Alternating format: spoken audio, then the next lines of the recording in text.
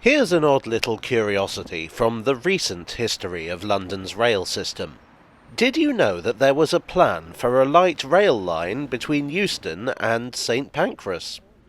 I recently talked about the idea of building a direct rail connection between High Speed 1 and High Speed 2. Long story short, this didn't happen because the powers that be decided that there wouldn't be enough passengers travelling between the two lines to justify the cost of building such a connection.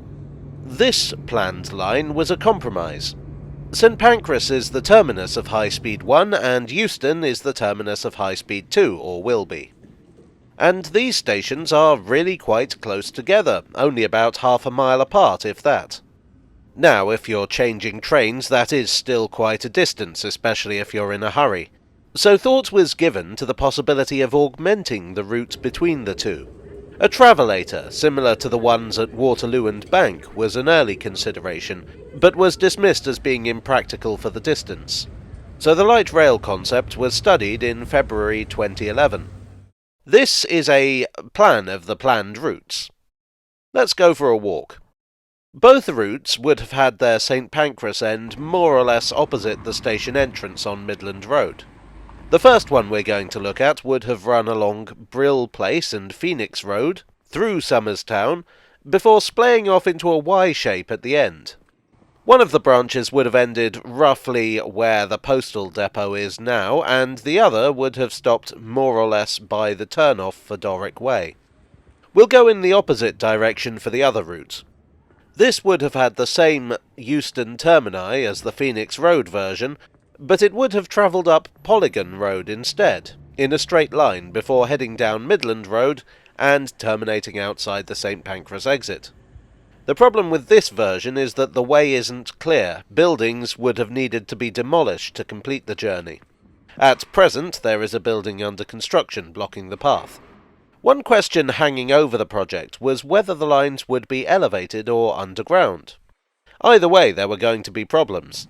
If the route went underground, it would have to be dug cut and cover, like the Metropolitan and District lines of the Underground, which would have involved a lot of very disruptive and intrusive construction work. Likely everyone living along the route would have been displaced during the building. An elevated line would also have been disrupted, and not just while construction took place.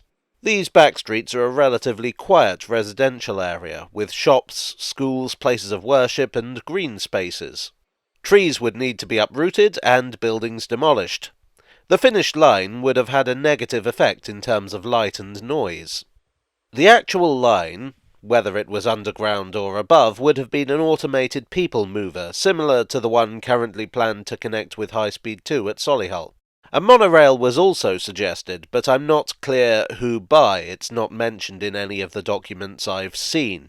I'm wondering if perhaps journalists ran with that because, monorails are cool. A monorail might have been slightly less visually intrusive, but probably not by much. At present, though, there is no such route planned.